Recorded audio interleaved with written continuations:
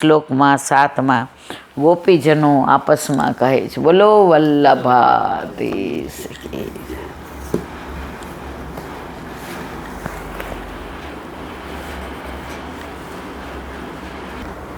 વલ્લભાધીશ. સુબોધીનીજીનું પાન વલ્લભ કરાવે તો થાય, અને સ્પર્શ કરવો આપણા બસની વાત નથી. ધૃતરાષ્ટ્રને વિદુરજી સમજાવે છે, ઉપદેશ આપે છે કે હવે છોડી દો, હવે વનમાં જાઓ, હવે ના રહેવાય. એના અનુસંધાનમાં શ્રી મહાપ્રભુજી અહીં શ્રીમદ ભાગવતજીના 6ઠ્ઠા સ્કંદના 10મા અધ્યાયનો 23મો શ્લોક મૂકે છે. દ્વૌ સંમાતિ વિહ મૃત્યુ દરાપો યદ બ્રહ્મ સંધારણ તયા જીતાસુ ક્લેવરમ યોગરતો બીજ યાદ યદગ્રણી વીરસયે નિવૃત્ત.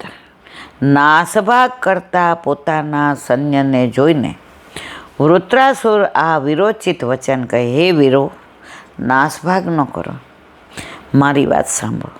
સંસારમાં 2 પ્રકારના મોત પરમ દુર્લભ અને શ્રેષ્ઠ ગણવામાં આવે છે. મોત 2 પ્રકારના વૃત્રાસુર કહે છે, શ્રેષ્ઠ ગણવામાં આવે છે. કયા?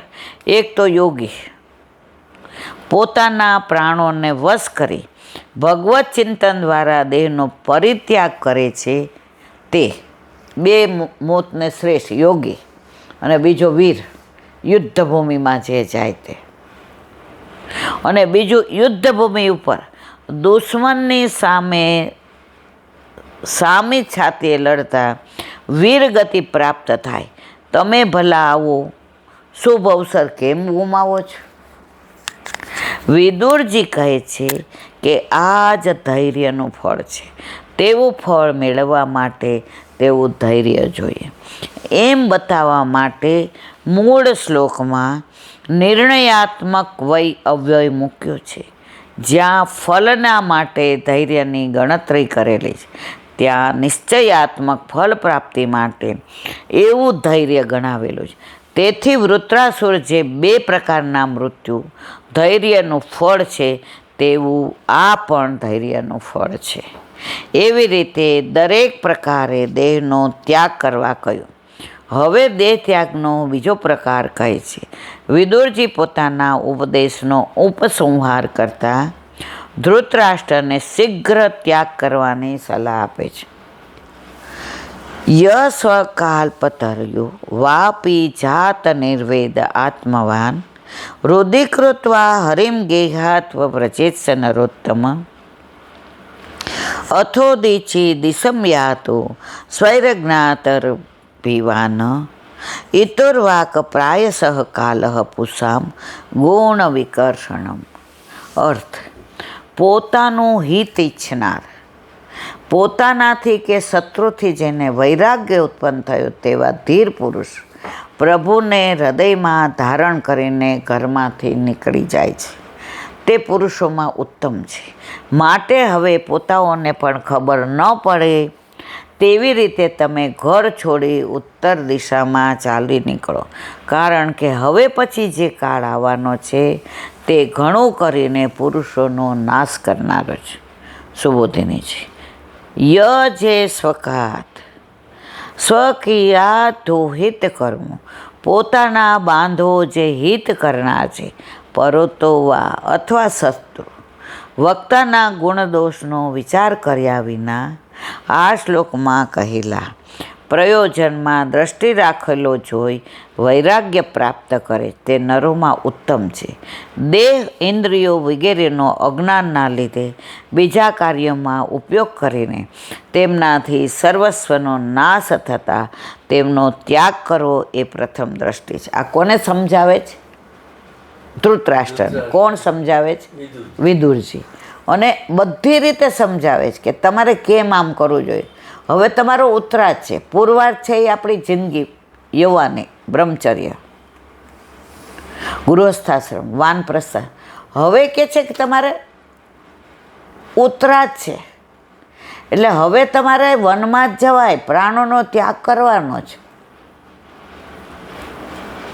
માટે વ્રત ત્યાગ કરી જાય તે નરોત્તમ બધા પ્રાણીઓમાં ઉત્તમ છે.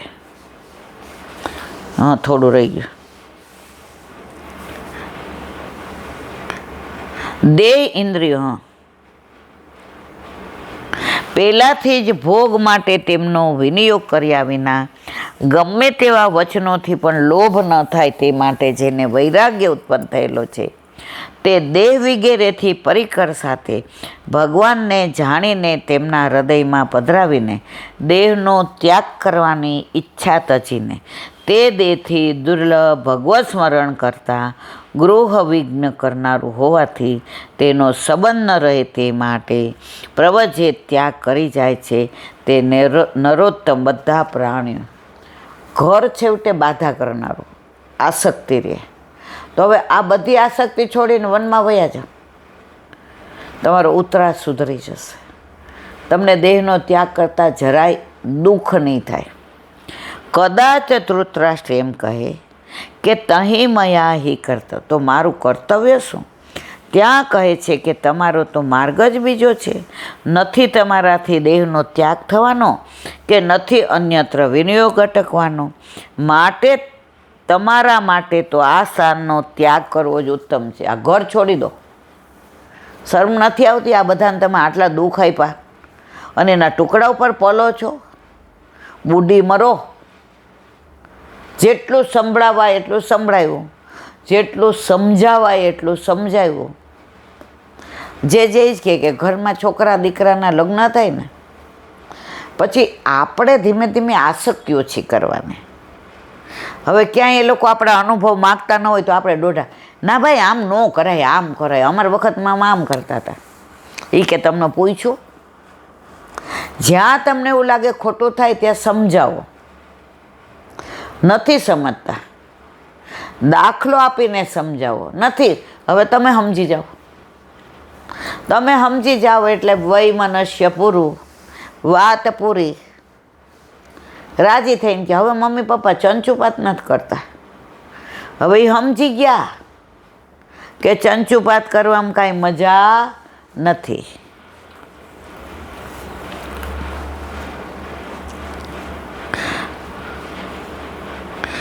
માટે તમારા માટે તો આ સારનો ત્યાગ કરવો જ ઉત્તમ. જો મારાથી દેહનો ત્યાગ નથી થવાનો તો અન્યત્ર વિનિયોગ નથી અટકાવવાનો તો પછી સ્થાનનો ત્યાગ કરવાનો શું પ્રયોજન? એવો પ્રશ્ન થાય. માટે કહે છે ઉદિચિમ દિશમ યાતો, ઉત્તર દિશામાં જાઓ કારણ કે તે મહાપ્રસ્થાન છે. અપદોષતૈવ વિગુણસ્ય ગુણ, દુર્ગણવાળાના દોષ દૂર થાય તે પણ ગુણ છે. જો એક વાક્યમાં આખું સમજાવી દીધું. એ ન્યાયે મહાપ્રસ્થાન મૃત્યુને પણ એક માર્ગ કહેલો છે. અહીં રહેવામાં દોષ થવાનો સંભવ છે પણ ઉત્તર દિશા એશા વે દેવ મનુષ્યાનામ શાંતાધિક, દેવ અને મનુષ્યોની શાંત દિશા છે એમ વેદામાં કહ્યું. એટલે તે ઉત્તમ દિશા છે. ત્યાં રહેવાથી દેવતાઓ એની બુદ્ધિનો નાશ નથી કરતા અને સ્વયં બુદ્ધિનો નાશ નથી થતો, પરંતુ આમ કરવામાં સંબંધીઓ જ બાધક બને છે.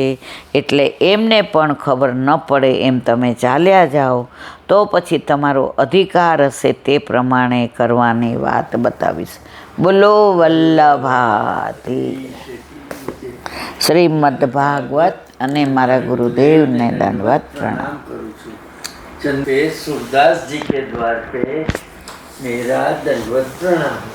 सुरभि कुंड पे परमानंदास जी के द्वार पे मेरा दंडवत प्रणाम. जमुनावता पे संकर्षण कुंड पे कुंभनदास जी के द्वार पे मेरा दंडवत प्रणाम. बिरछू कुंड पे कृष्णदास जी के द्वार पे मेरा दंडवत प्रणाम. कदम खंडी पे गोविंद स्वामी के द्वार पे मेरा दंडवत प्रणाम. अप्सरा कुंड पे चित्त स्वामी के द्वार पे मेरा दंडवत प्रणाम. मानसी गंगा पे नंददास जी के द्वार पे मेरा दंडवत प्रणाम. रुद्र कुंड पे चतुर्भुजदास जी के द्वार पे मेरा दंडवत प्रणाम. વ્રજ વિલાસ વ્રજની ગોપિકાઓને મારા દંડવત. પ્રણામ. હે વલ્લભ, સવારથી અત્યાર સુધી સેવા સ્મરણ સત્સંગ જે પણ તે કરાવ્યું તે તારા ચરણારવિંદમાં સમર્પણ કરું છું. ભૂલ અપરાધ થઈ હોય તો ક્ષમા કરશો. બોલો વલ્લભાધીશ કી જય. દ્રઢ દ્રઢઈન ચરણ કેરો ભરોસો, દ્રઢઈન ચરણ કેરો. શ્રી વલ્લભનક ચંદ્ર છટાબીન, સબ જુગ માય અંધેરો ભરોસો, દ્રઢઈન ચરણ કેરો. સાધન ઓર નહીં આ કલી में, જાસો નિવેરો. સુર કા કહે દ્વિવિધ આંધરો, बिना मूल को चेरो भरोसो, દ્રઢઈન ચરણ, દ્રઢઈન ચરણ, દ્રઢઈન ચરણ કેરો. શ્રી વલ્લભા કી જય. આજનો આ સત્સંગ મારા વલ્લભના ચરણારવિંદમાં સમર્પણ કરું છું. ભૂલ અપરાધ થઈ હોય તો ક્ષમા કરશો. આ મારા વલ્લભની વાણી અને ભૂલો એ મારી. બોલો વલ્લભાધીશ કી જય. બધાય વૈષ્ણવને જાજા કરીને જય શ્રી કૃષ્ણ.